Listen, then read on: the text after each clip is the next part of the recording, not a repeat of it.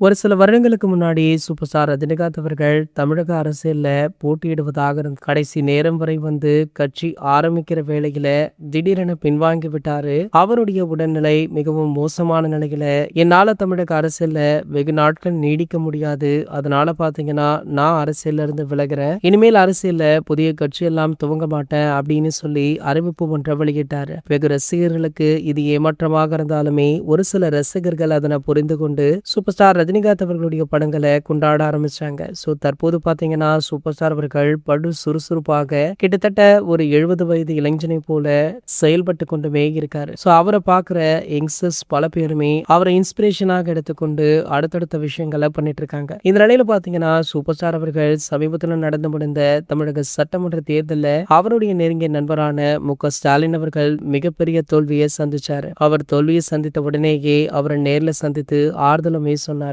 அது மட்டும் இல்லாமல் எம்.கே.ஸ்டாலின் அவர்களுக்கு ஒரு சில அறிவுரைகளையுமே வழங்கியிருக்காராம். சோ இந்த நிலையில பாத்தீங்கன்னா சூப்பர் ஸ்டாருடைய மனைவியான லதா ரஜினிகாந்த் அவர்கள் புதிய அமைப்பு ஒன்றை ஆரம்பிச்சிருக்காங்க. இது வெறும் அமைப்பு மட்டுமல்ல, எதிர்காலத்துல ஒரு புதிய கட்சியாக கூட உருவெடுக்கலாம் அப்படின்ற தகவல் வைரணுமே ஆகிட்டு இருக்கு. அதாவது இந்த அமைப்பை உருவாக்கிய லதா ரஜினிகாந்த் அவர்கள் கூறியிருப்பதாவது, இந்த மாநிலத்திற்காக வேலை செய்ய நினைக்கிற அத்தனை பேருமே ஒன்னு சேர்ந்து மக்கள் சக்தியாக உருவாக்கலாம், மக்கள் மேடை அப்படின்ற இந்த புதிய இயக்கத்தை தொடங்கியிருக்காங்க. இது போன்ற செய்திகளை பத்தி நீங்க உடனே தெரிஞ்சுக்க நம்மளுடைய சேனலை மறக்காம சப்ஸ்கிரைப் பண்ணிக்கோங்க.